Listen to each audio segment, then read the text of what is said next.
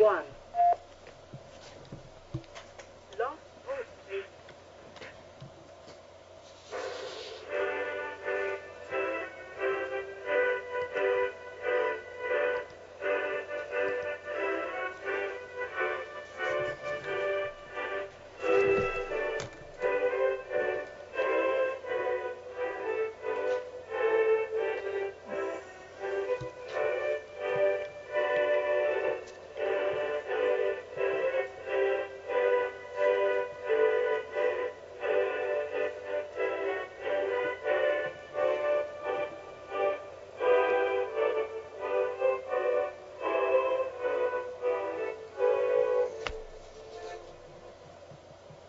Boa noite, meus amigos. Estamos aqui de volta. Como sempre, começamos nosso programa invocando a Santíssima Virgem Maria e o Santo Padre Pio de Pietrelcina, para que roguem a Deus que nenhuma injustiça se cometa neste programa. Eu queria lembrar a vocês que de 7 a 12 de maio eu vou proferir aqui em Colonial Heights, Virgínia, o curso Conhecimento e Moralidade, cujo programa se encontra no meu website www.olavodecarvalho.org. Informações e inscrições com o Sr. Eduí Ferro.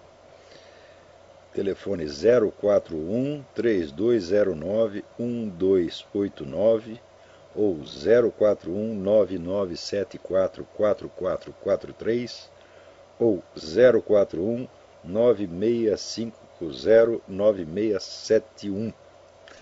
Também queria aproveitar para pedir desculpas a todos aqueles leitores aos quais eu não tenho respondido, porque a coisa é impossível. Eu recebo 700 e-mails por dia, dos quais pelo menos 200 são perguntas para este programa, e a coisa ultrapassa fisicamente a minha capacidade de responder. Peço desculpas a todos, não há absolutamente nada que eu possa fazer. Eu gostaria aqui de ter uma equipe de 20 pessoas trabalhando para poder atender tudo isso, mas infelizmente nós temos aqui somente a nossa família e os nossos cachorros, que infelizmente não são alfabetizados o suficiente, nasceram analfabetos e permanecem nessa condição, né?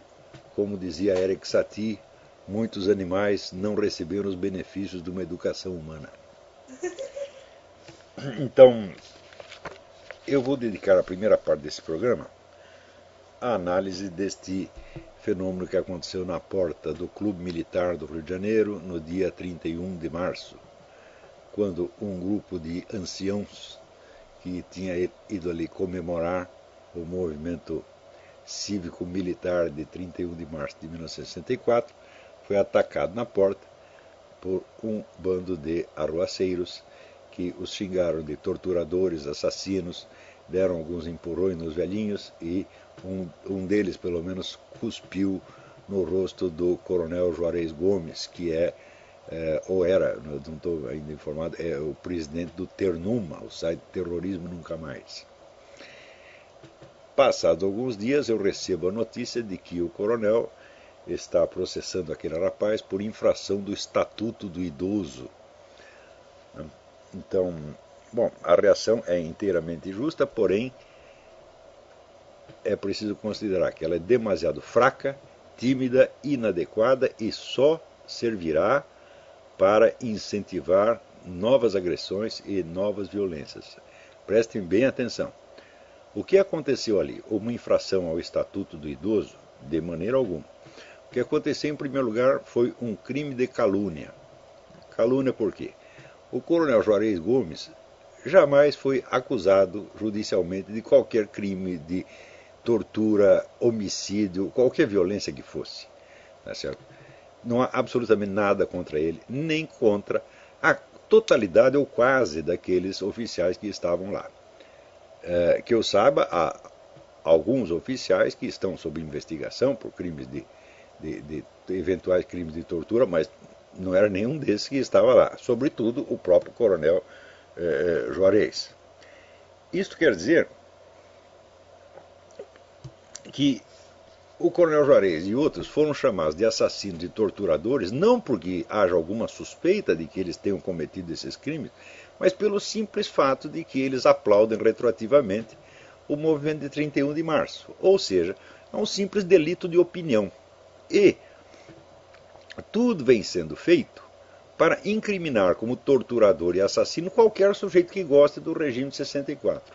Ora, por esse critério, os promotores daquela manifestação são muito mais torturadores e muito mais assassinos do que qualquer militar brasileiro, já que eles aprovam, tá certo? E aplaudem constantemente e às vezes ajudam materialmente, tá certo?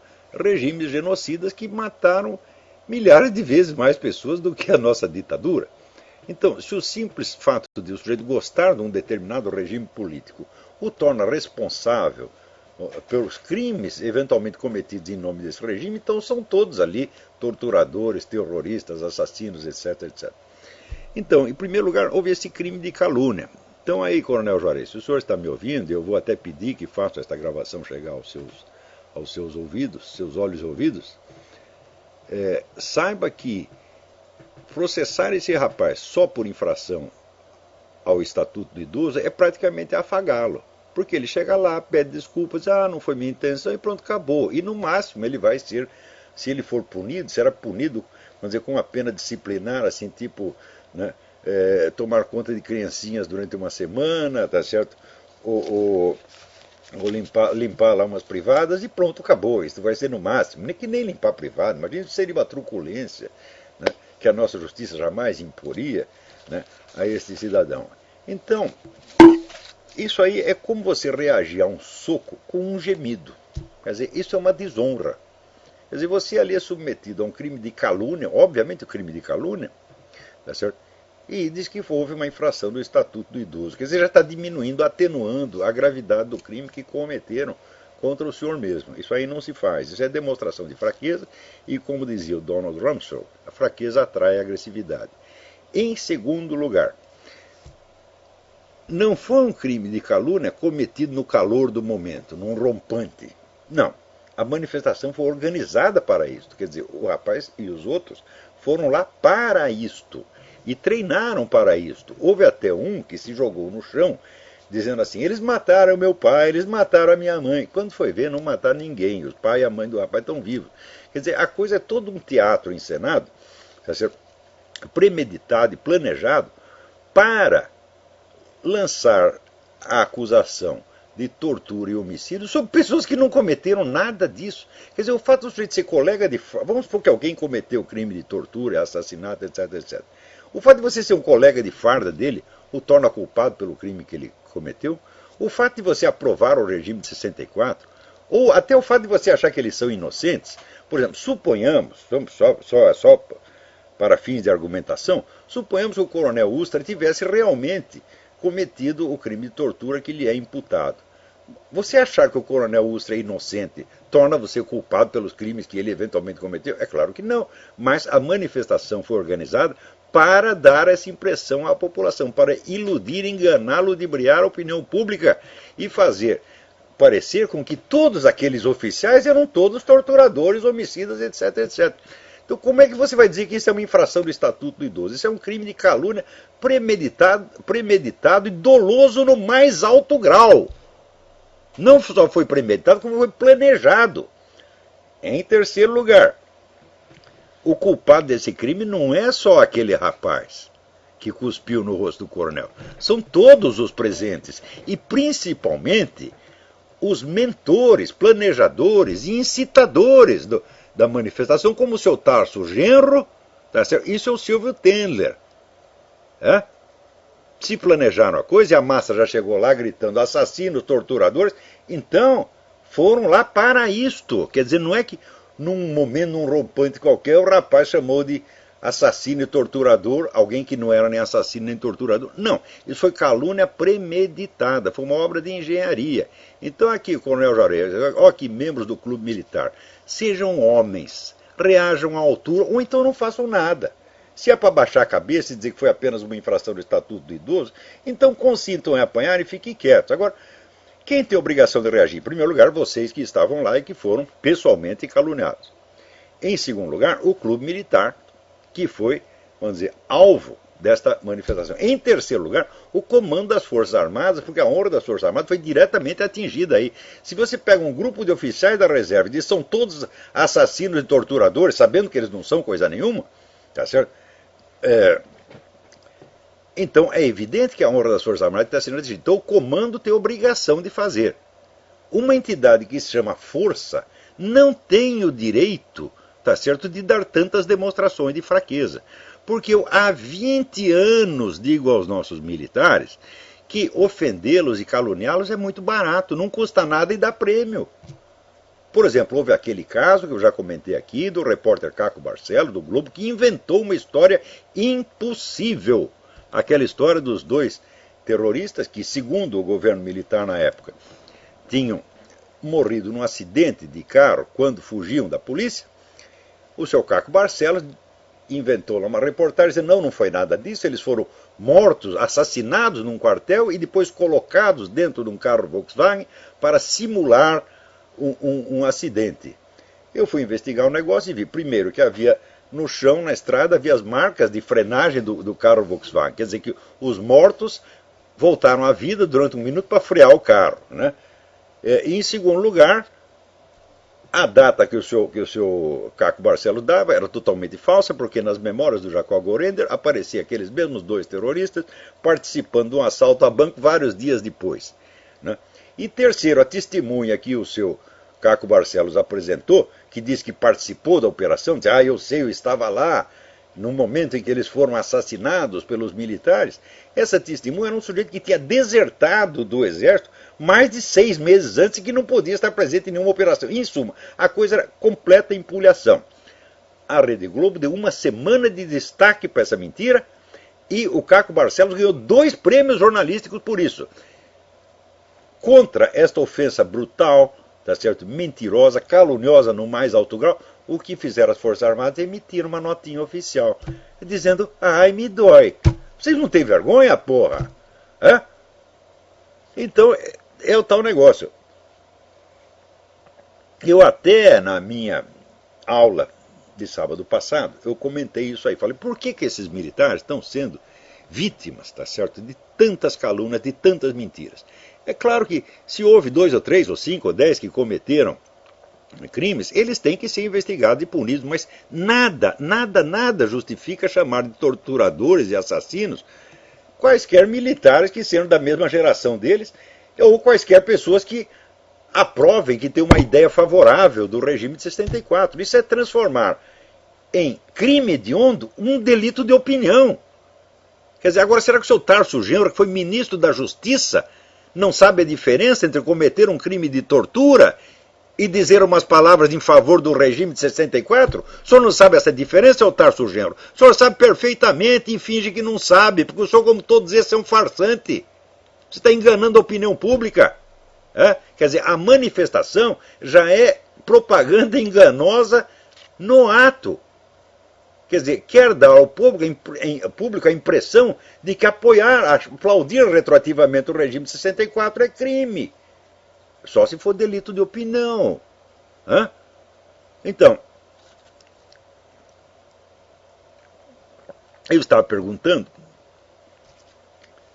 então, por que eles são vítimas de tanta calúnia, tá certo? Por que ficou tão barato inventar mentira contra as Forças Armadas? Então me lembrei do diálogo A República de Platão, onde aparece um personagem chamado Céfalo. E Céfalo é o dono da casa onde está se desenrolando o diálogo, e ele é um homem muito rico, foi um político, uma pessoa importante da geração anterior, e ele não aguenta acompanhar o diálogo, ele vai dormir. Então, o grande intérprete do Platão, que é Eric Voegelin, explica o seguinte: o Céfalo representa uma pessoa da geração anterior, que é uma pessoa honesta, um homem de bem, mas que era um homem de bem que procedeu honestamente simplesmente por tradição e hábito, sem verdadeiro amor à sabedoria. Então, é uma pessoa oca que não tem nada para dizer à nova geração. E quando essa nova geração, então, é exposta a influências ainda mais corruptoras do que antes, essa nova geração não tem nada o que fazer e a história passa em cima deles como um trator. Esta é a culpa dos nossos militares. Eram pessoas honestas. Eu até hoje mesmo estava lendo um velho artigo do Carlos Chagas, em que dizia isso. Não houve um dos presidentes militares que saiu rico, nenhum deles roubou um palito de fósforo, e eles fizeram muita coisa de bem por esse país. Eles levantaram a nossa economia, criaram toda a infraestrutura de que o Brasil hoje dispõe, foi tudo criação do regime de 64, e lá no meio cometeram ou permitiram que se cometesse, ou não tomaram medidas contra a violência que estavam sendo cometidas ali no DOI-CODE e outras instituições, de outras entidades de repressão. Então, condenar o regime inteiro por estes crimes não faz o menor sentido. Mesmo porque, meus filhos, vocês todos da esquerda, vocês todos comunistas que foram anistiados, vocês têm que lembrar o seguinte: a lei da anistia não concedia anistia a crimes de terrorismo. Então vocês não estavam anistiados de maneira alguma. Foi uma decisão tardia do Supremo Tribunal Militar que ampliou a anistia, meu filho, tornando-a ampla, geral e restrita, ou seja, ninguém vai ser discriminado. Então, vocês se beneficiam da generosidade dos militares. Vocês não deviam ser anistiados, não, vocês deviam estar todos na cadeia. Na verdade, o que tinha que ter para autores de crimes hediondos como vocês é pena de morte. Chegou a haver pena de morte que não foi aplicada. Então, o certo para terrorista, pessoa como aqueles que fizeram aquele atentado no aeroporto de Guararapes, matando gente inocente que estava ali, o certo seria um bom pelotão de fuzilamento. Não há nada errado nisso, não. Assim, a pena de morte existe para isto. A pena de morte sempre foi aprovada pela Igreja Católica, aprovada por Santo Tomás de Aquino. É o consenso universal. Para crimes desse tipo tem que ser pena de morte, pô. Então, era o que vocês mereciam. Graças a uma generosidade, a uma fraqueza, na verdade, dos nossos militares, vocês voltaram todos e agora ficam cuspindo no prato em que comeram. Ficam querendo se vingar daqueles que os beneficiaram e que não tinham nenhuma obrigação de beneficiar. Porque não venham vocês com essa história da tal da Comissão da Verdade. O simples fato da comissão chamar Comissão da Verdade já mostra que é uma fraude, porque nenhum investigador pode prometer antecipadamente que suas conclusões serão verdadeiras. Se ele promete, ele está mentindo. Eu posso dizer, vou dar conclusões honestas, vou dar conclusões sinceras. Não posso dizer, vou dizer a verdade. Vou dizer a verdade para vocês quando terminar com... Como é que você sabe? Então, quem promete antecipadamente a verdade está mentindo. A verdade não se promete antecipadamente. A verdade você conta primeiro e depois você diz que é verdade. Então, esse pessoal da Comissão da Verdade diz que os crimes da esquerda são perdoáveis e não vão ser investigados porque foram cometidos em reação a um regime ilegítimo. Eu digo, em primeiro lugar, se o regime é ilegítimo, então a decisão do Supremo Tribunal Militar também é ilegítima, meu filho. Em segundo lugar, quem foi que disse que o regime é legítimo? Existe alguma sentença do Supremo Tribunal Federal transitada em julgado dizendo que os atos daquele regime são ilegítimos? Não existe. E, em terceiro lugar, é absolutamente falso que a sua guerrilha fosse uma reação ao governo militar, porque a guerrilha começou em 62, financiada por Cuba, como continuou sendo financiada depois. Então, é tudo mentira nessa coisa. Então, o que se passou aqui, você vê, não existe nenhum problema político, nenhuma questão política que já não esteja de algum modo prefigurada nos diálogos de Platão. Então, a gente vê que os militares foram honestos, administraram o melhor que podiam, etc. Mas eram pessoas vazias, pessoas ocas. Tá certo? Tanto eram ocas que liquidaram com a política no país, liquidaram todas as lideranças civis, tá certo? E pretendiam administrar o país como se fosse uma empresa. Quer dizer, aquele velho sonho da ditadura tecnocrática, que é o sonho de Augusto Comte, que é outra ideologia maligna. Tá certo? O mundo tem duas ideologias malignas que produziram tudo o que houve de ruim nos últimos 150 anos, que é o marxismo e o positivismo. Ora, o positivismo é uma influência profunda na mente dos nossos militares.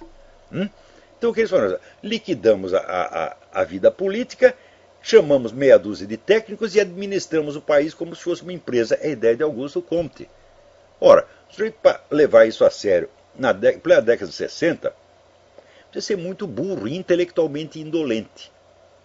Segundo, a indolência intelectual desses militares não permitiu sequer que eles acompanhassem a Revolução Cultural Gramsciana, que já estava começando sob as suas barbas e às vezes sob o seu patrocínio. Terceiro, tiveram no poder 20 anos, não fizeram uma única campanha de propaganda anticomunista. Quando tinham...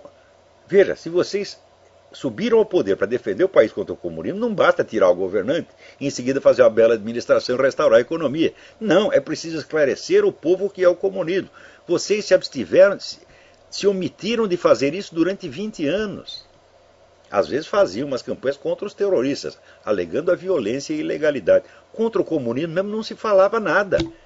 Então vocês criaram um vazio ideológico, um vazio cultural, que a esquerda ocupou facilmente. Então o que aconteceu? Aquilo que já estava na República de Platão. Quer dizer, uma velha geração que era honesta e correta apenas por força do hábito, mas que não tinha verdadeiro amor, não tinha amor à verdade.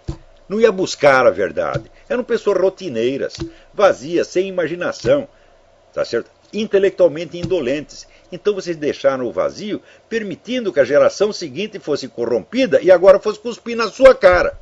Pior ainda, vocês não foram intelectualmente indolentes, olha aqui, militares brasileiros e membros do clube militar. Vocês não foram intelectualmente indolentes só durante o governo militar. Depois continuaram sendo. Porque eu fui muitas vezes no clube militar e adverti a vocês essa questão do gramscismo. A primeira reação que surgiu levou 8 anos. Ou seja, 8 anos depois de eu publicar o livro A Nova Era da Revolução Cultural, pela primeira vez, um oficial, alto oficial das nossas Forças Armadas, deu sinal de que tinha percebido a coisa, que foi o general José Fábrega. E depois veio o general Sérgio Augusto Avelar Coutinho, que escreveu 2 livros excelentes a respeito. Uma reação tardia que mostra a sua indolência intelectual. Ora, se vocês não querem estudar, se vocês têm medo de ser intelectuais, tá certo? Se vocês têm o mesmo preconceito luliano contra o conhecimento, então vocês são iguais a eles sob esse aspecto, né? E, em segundo lugar, se não querem o conhecimento, não têm o direito de postular autoridade e poder. Então, sob este ponto de vista, não sob o ponto de vista político, são usurpadores também. Durante anos, eu fui ali ao Clube Militar, fiz várias palestras lá e adverti: vocês têm que reagir à calúnia mediante processo. Se vocês processassem os 5 primeiros caluniadores que mentiram contra as Forças Armadas, não haveria um 6º. Em vez disso, preferiram aquela política de gabinete, de conchavo, de trocar beijinho. Todos fizeram isso, não só os comandantes. Pior, quando se criou o Ministério da Defesa, eu avisei a vocês, isso vai acontecer. As Forças Armadas vão ser pisoteadas, vão ser humilhadas e vocês não vão poder fazer nada. Ainda tem vários coronéis imbecis que se levantaram para dizer: não, mas nós precisamos do Ministério da Defesa. Vieram com raciocínios burocráticos, mostrando que nada entendem de política, não entendem confronto de forças, não entendem estratégia leninista e muito menos a estratégia de Antônio Gramsci. Ou seja, amadores. Gente sem a mínimo de cultura política. Então, se vocês não querem se informar sobre a situação, então não venham se queixar quando a situação se volta contra vocês. Porque, olha aqui, avestruz, meu filho, avestruz esconde a cabeça, mas ergue a bunda, você está entendendo? E oferece. Então, aqueles que não quiseram estudar a coisa, avaliar corretamente os perigos, são culpados. Não culpados de tortura e homicídio, evidentemente. São culpados de omissão, são culpados de indolência intelectual, e são culpados de ter ocupado posições para as quais não estavam intelectualmente preparados e nem pensaram em se preparar. Então, é o velho problema que já Platão assinalava, que a desordem na sociedade começa quando as pessoas começam a ocupar postos para os quais não estão preparados. E hoje em dia todo mundo se acha preparado para tudo. Pois o próprio Tarso Genro, né? Tarso Genro é aquele que fazia a poesia da punheta, né? A poesia, em outros termos, é quanta punheta toquei por você. É uma coisa ridícula, grotesca, coisa de menino de ginásio, tá certo? É um homem intelectualmente desqualificado. Um sujeito que comigo não aguentaria 2 minutos de debate sem sair chorando. Isso vira ministro da Justiça. Tá entendendo? Agora, isso aí é a desordem estabelecida, mas essa desordem não começou depois do regime de 64, começou dentro dele. Não, pois note bem, o general Castelo Branco, que todo mundo foi um presidente maravilhoso, etc., etc., quando sugeriram para ele que fizesse um departamento de propaganda para ensinar às pessoas o que é o comunismo, para alertar contra o comunismo, ele disse: eu não vou seguir o exemplo da ditadura Getúlio Vargas que fez o DIP. Ele tinha que fazer isso, era obrigação disso, mas quer parecer bonzinho, é o bom mocismo. Bom mocismo é covardia, tá certo? Ora, se você toma o poder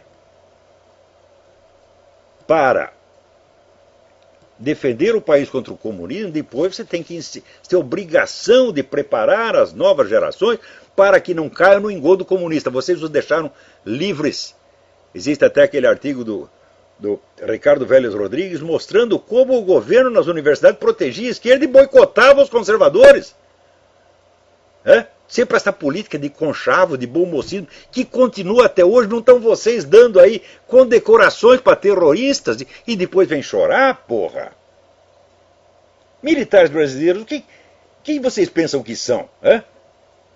Vocês têm o direito de acumular na mão o poder que o governo militar acumulou e não fazer o que é da sua obrigação? Não defender as novas gerações contra a influência corruptora, ao contrário, abrir as portas generosamente a essa influência corruptora? E depois, quando um dos seus é cuspido na rua e acusado injustamente de um crime que jamais cometeu, vocês apelam ao que é o Estatuto do Idoso? Que fraqueza, que vergonha! Quando vocês vão agir como homens?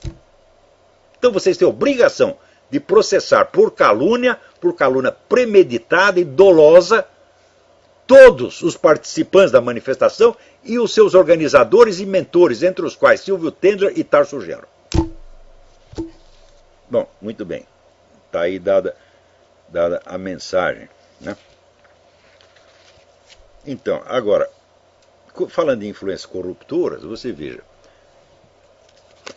o Tribunal Brasileiro, né, acaba de absolver um pedófilo porque diz que ele teve relações com garotas de 12 anos que já tinham experiência anterior. Então aqui, meu filho, a pedofilia está liberada. Só não seja o primeiro. Espera um trouxa ser o primeiro a comer e daí você vai em segundo. E o tribunal alega que a garota não tinha inocência. E, meus filhos, com toda esta falsa educação que estão passando para as crianças, que já estão ensinando, tá certo? Estão metendo malícia na cabeça das crianças desde o jardim da infância. Você tem aula de sexo anal, aula de punheta, aula de homossexualismo, e faz as crianças viver numa atmosfera de excitação sexual desde pequenininho. Quem será inocente no futuro? Qualquer criança que seja abusada, tá certo, por um pedófilo, o pedófilo pode... Não, mas ela já sabia tudo, ela quis, ela até me provocou. Note bem, anos atrás, quando eu escrevi que depois desse negócio de movimento gay viria a liberação da pedofilia, todo mundo disse que eu era exagerado, louco, paranoico, etc. Já está aí. E não é só no Brasil, não. A ONU, neste momento, está estudando a emissão de um documento que proclama os direitos sexuais das crianças a partir dos 10 anos. É o direito de ser enrabado, o direito de ser estuprado. E vocês sabem que quando a ONU quer uma coisa, ela determina, imediatamente põe em ação uma rede de ONGs bilionárias no mundo inteiro para que pressionem os governos no nível federal, estadual, municipal e até distrital. Vai ver no seu distrito, na sua subprefeitura, você vai ver lá 15, 20 ONGs pressionando, iludindo, mentindo, às vezes dando propina ou usando intimidação para impor qualquer besteira, qualquer ideia criminosa que tenha ocorrido nessas cabeças iluminadas dos homens da ONU. Todas as leis que se promulgam no Brasil são assim. Isso quer dizer, esse sistema da ONGs, isso faz parte da administração estatal mundial. Através das ONGs, tá certo? A ONU controla todos os governos do mundo, sobretudo de países de imbecis como o Brasil. Quer dizer, o despreparo da nossa classe política, despreparo dos nossos intelectuais, dos nossos analistas de mídia, para dar conta de um fenômeno desse, é uma coisa abismante. Você veja, a mídia, você pensa que a mídia existe para informar você? Não, a mídia é de versões públicas, meu filho. A mídia é que nem novela da Globo, para manter você lá, tá certo? pensando besteira, fazendo masturbação mental, enquanto os caras fazem política pelas suas costas e você nem percebe. Mais ainda, com a concentração da propriedade dos grandes órgãos de mídia na mão de pequenos grupos, a função principal da mídia nos últimos 20 ou 30 anos é censura. Então, você conhece algum assinante da Folha de São Paulo, do Estadão? Você conhece algum telespectador da Globo? Conta para ele. Quer dizer, você é um masoquista. Tá certo? Você está aí pedindo para ser enganado, ludibriado e usado. Então,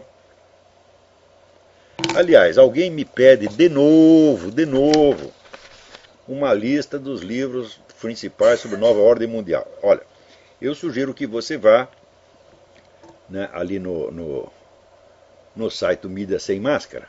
Eu vou até lhe mostrar aqui o link. Peraí. Onde está isso? Eita, difícil. Aqui.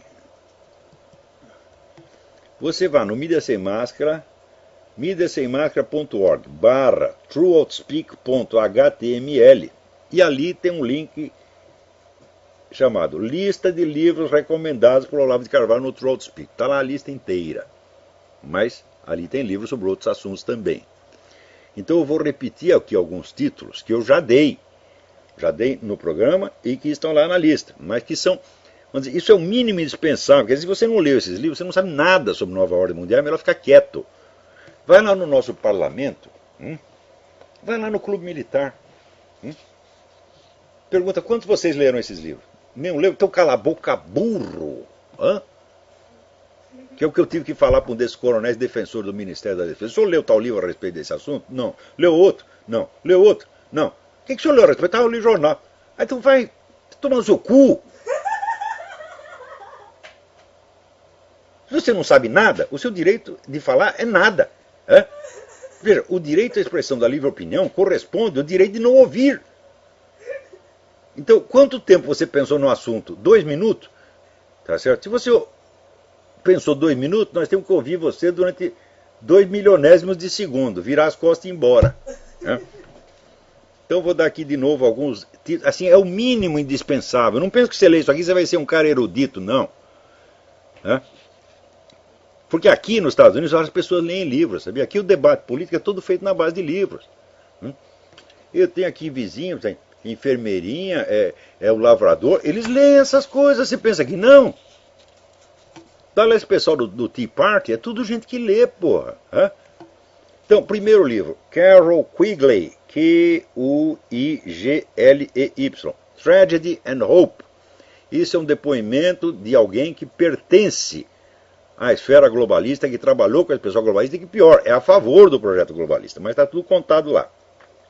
Segundo, Stanley Monteith. Monteith escreve Montieth. O livro chama-se The Brotherhood of Darkness, A Irmandade das Trevas. É um livro de 100 páginas, um dos melhores livros que existe a respeito. É de uma coisa, de uma objetividade, um negócio certeiro, incrível.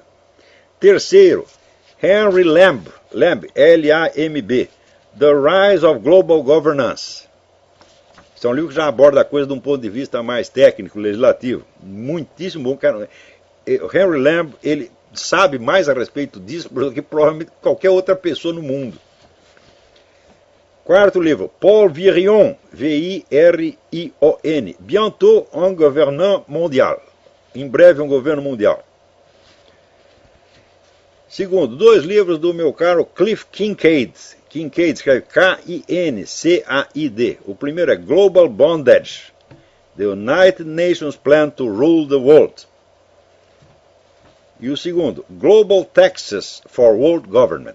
São livros indispensáveis também. E, finalmente, um livro que está traduzido em português, que ninguém tem desculpa para não ler, que é o livro do Daniel Stulin, A Verdadeira História do Grupo Bilderberg. Isso aqui, meu filho, é para começar a ter uma ideia do assunto. Porque a bibliografia sobre o governo mundial, hoje, dá para lotar muitas e muitas bibliotecas. E você tem livro de todos os tipos. Você tem desde livro polêmico até estudo científico, você tem documentos oficiais, tem tudo ali. Por exemplo, só sobre esse negócio da Agenda 21, a Agenda 21 foi aquilo que começou na Conferência do Rio de Janeiro, em 92. Quer dizer, que é o plano de colocar toda a extensão territorial do mundo sob o comando direto da ONU, né? Sob o pretexto de proteção do ambiente, tá certo? E de proteger espécies em extinção e toda essa bobajada, tá entendendo? Quando você vai ver, esta semana mesmo, teve um encontro desse globalista na ONU, onde aparece lá um cientista dizendo o seguinte, dizendo que quem quer que resista à ideia do aquecimento global de mãos de causa humana é um doente mental e é uma pessoa que está afetada de uma conduta sociologicamente desviante e deve ser submetida a tratamento psiquiátrico. E ele acabou de dizer isso e daí ele explicou a proposta dele. A proposta dele, singelamente, é o seguinte: toda a população deve ser concentrada nas grandes cidades e deixar o resto do planeta para os animais. Este sujeito diz que os outros são loucos. Você pensa que alguém lá chamou ele de louco? Não. Todo mundo acha isso normal. Pior, um projeto desse de concentrar na cidade só vai ter 3 tipos de terreno. Você tem o terreno urbano, onde está todo mundo lá espremido.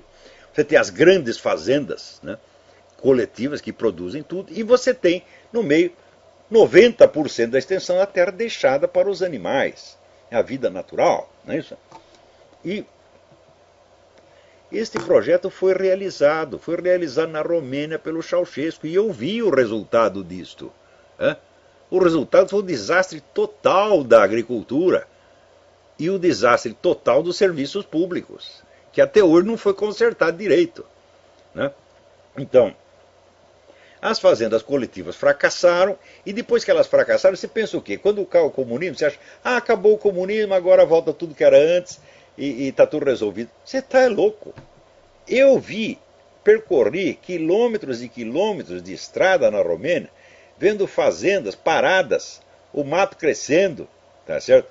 Enquanto isso a população pagando os tubos por um pouquinho de comida, a produção toda parada. Por quê? Porque quando acabou as fazendas coletivas, meu filho, ninguém sabia quem era o dono anterior. Eram escrituras de 50, 60, 70 anos antes. Aparecia 10 caras dizendo o dono sou eu. E tinha milhares de processos rolando na justiça, enquanto isso tudo parado. Você pensa que quando acaba o comunismo volta tudo as mil maravilhas? Não, o negócio é muito complicado. O comunismo, meu filho, é que nem AIDS.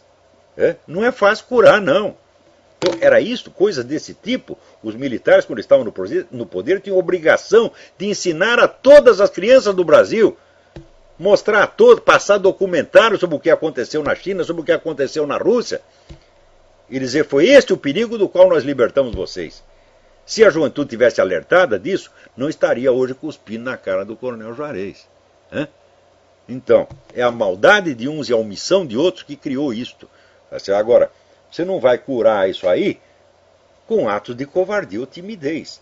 Então, ou vocês avançam em cima dos agressores e os fazem punir pelo crime que praticaram contra vocês, ou então é melhor ficar quieto.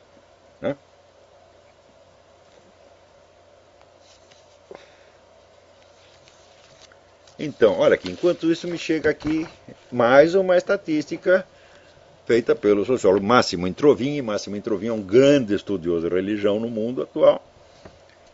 Ele diz que o assassinato de cristão no mundo está na base dos 105 mil por ano. Isto é, um cristão é assassinado a cada 5 minutos no mundo por conta da sua fé. Aqui, essa estatística não inclui vítimas de guerras, vítimas ou cristãos que foram assassinados por outros. Não, exclusivamente pessoas que pagaram pela sua fé.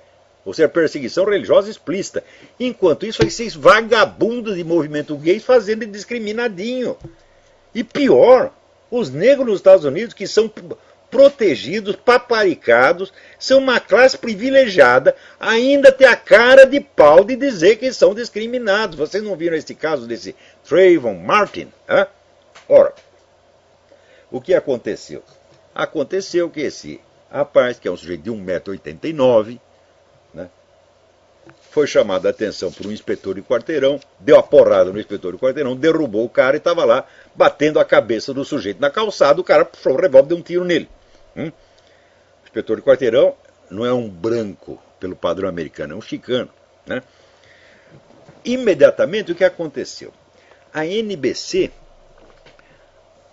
divulgou uma conversa que teria havido entre o inspetor do quarteirão e a polícia, ele falando com a polícia através do telefone celular. E a conversa parecia assim: aqui tem um sujeito de atitude suspeita, ele é preto. Imediatamente criou a ideia de que ele tinha cometido o assassinato por motivo racista. Só que depois descobriram, a gravação foi cortada. Cortada. A conversa inteira é o seguinte: aqui tem um sujeito em atitude suspeita.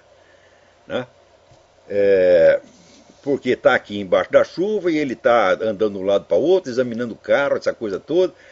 Daí o cara da polícia pergunta: ele é branco ou preto? Daí ele diz: parece que é preto. Cortada a metade da conversa, pareceu que o sujeito era suspeito porque era preto. Então agora está tendo um inquérito lá interno no NBC para saber quem foi o filho da puta que fez isso. Porém, imediatamente, já surgiu a campanha. Todo mundo, todo quanto é revista, jornal, publicou a foto do cara, da vítima, mas não a foto da vítima como era. Publicou a foto do cara como ele era aos 12 aninhos. Para dar a ideia de que era um menininho inocente. Quando você vai ver, era um homem zarrão de 1,89 m, capaz de derrubar um guarda e bater, maçocar a cabeça no chão. Pior ainda, depois apareceu um vídeo dizendo: olha aqui, a prova de que o inspetor de quarteirão não tinha sido agredido nada, está aqui o vídeo que mostra ele, não tem sangue nenhum na cara dele. E a Folha de São Paulo imediatamente se apressou a publicar esse vídeo e dizer: tá vendo? Foi crime racista mesmo, porque não tinha sangue. Só que é o seguinte: o vídeo foi tirado de cima. De cima dá para você ver a narina do cara? Não. E no vídeo aparece claramente o polícia examinando a camisa do cara, onde ele diz ter visto pingos de sangue, e examinando as costas, onde ele diz ter visto marcas de terra e grama, mostrando que o cara tinha estado deitado. Agora, ou seja, aquilo que prova exatamente o que a polícia está falando é divulgado para vocês como se fosse prova do contrário. Ou seja, quer dizer, você só acredita que a narina estivesse sangrando se houvesse a camisa inteira manchada de sangue? Fala: onde você as viu? Isso simplesmente não acontece. No máximo 2 pingos que vão cair ali, o resto caiu no chão e o cara limpou também.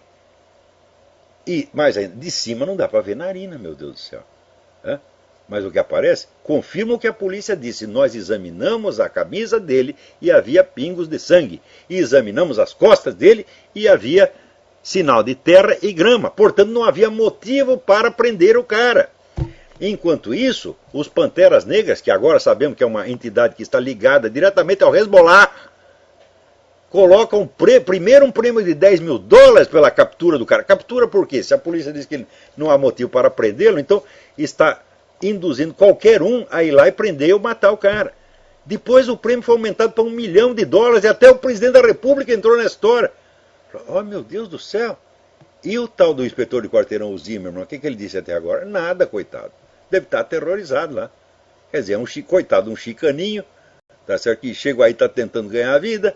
Não é isso? Então ele tem que apanhar e ficar quieto. Por quê? Porque o agressor é preto, então não pode mexer, e o presidente da República também é preto. E esses caras ainda dizem que são discriminados, são os donos da bola aqui, porra.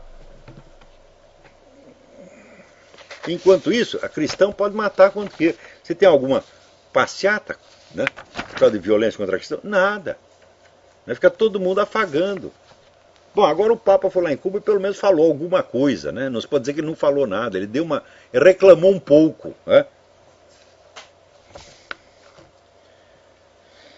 Agora um cara aqui me pergunta: olha só, mas cada jumento que me aparece pela frente, puta que eu pariu, Olha aqui, quer ver? Um cara que é o tal de Cavaleiro Real, E-mail bnta32@yahoo.com.br. Quem quiser escrever para ele pode escrever. Quem é você para criticar Marx? Veja o que você tem hoje: internet, bibliotecas, jornais, rádio e televisão, institutos acadêmicos de fácil acesso, estão na mão, a informação está na sua mão. E o que Marx tinha em 1800? Somente a sua mente e a sua percepção. Primeiro, em 1800? O que é isto? Em 1800 Marx não tinha nascido. Né? Em segundo lugar, vou dizer o que ele tinha. Ele tinha à sua disposição a biblioteca do Museu Britânico, tá certo? Com todos os relatórios econômicos mais avançados da época, biblioteca na qual ele pôde lá pesquisar durante anos e anos a fio, porque ele não precisava trabalhar, era tudo financiado por um capitalista. Eu jamais tive esta moleza. Eu, quando quero pesquisar as coisas, eu tenho que fazer no intervalo dos meus serviços normais, você está entendendo? O homem teve toda a moleza do mundo, nunca precisou trabalhar, porra. Hã? Então, deixava lá a mulher se matando, né, para cuidar de não sei quantas crianças, que várias até morreram, ele não ligava para a família, tá certo? Mas em condição de estudar, ele tinha outra coisa, ele era filho de um homem de propriedade, um homem de bens, que era um cara alto funcionário da justiça que pôde lhe dar a melhor educação, né, na época, tá certo? Ou seja, Marx foi criado em condições muito melhores do que este que vos fala, meu filho. Agora você diz, hoje nós temos internet, eu não sei. É verdade, meu filho, o capitalismo criou uma riqueza extraordinária. Não é isso? Nos deu uma vida muito melhor, tá certo? Mas, comparando ainda, as minhas condições de pesquisa são muito piores do que aquela que Marx teve. E o cara vem dizer, né? Convém para criticar Marx 200 anos depois. Acaso sua mãe teve que ir para as minas de carvão com você na barriga? A mãe de Karl Marx também não. Ela era esposa de um juiz de direito que era um cargo quase como de ministro de Estado. Agora, a minha mãe era operária da indústria gráfica, meu filho. Depois casou com o advogadinho em começo de carreira, coitado, que não tinha onde cair morto, que tinha que trabalhar numa outra cidade, trabalhar em Campinas, quando ele morava em São Paulo. Né? Então, e você? E a sua mãe? Né? O que estava fazendo a sua mãezinha? Eu não vou conjecturar esse assunto, porque... Ai. Olha aqui. Concurso gay elege Jesus Cristo mais sensual na Páscoa. Aparece lá uns Jesus Cristo. O que é isso? Quer dizer, pode fazer isso? Isso aí não é assinte? Isso aí não é ofender as pessoas por motivo de fé religiosa? E a igreja vai fazer o quê? Não vai fazer nada. Não vai fazer que nem o pessoal do clube militar, não vai fazer nada. Vocês gostam de apanhar, porra. Todos vocês, milico, católico, conservador, liberal, vocês todos gostam de apanhar. Então é o tal negócio. No meio desse tem pessoas até honestas, mas é aquela honestidade do Céfalo, o personagem de Platão. É a honestidade que resulta do hábito e não do verdadeiro amor à sabedoria, amor à verdade. Tá certo?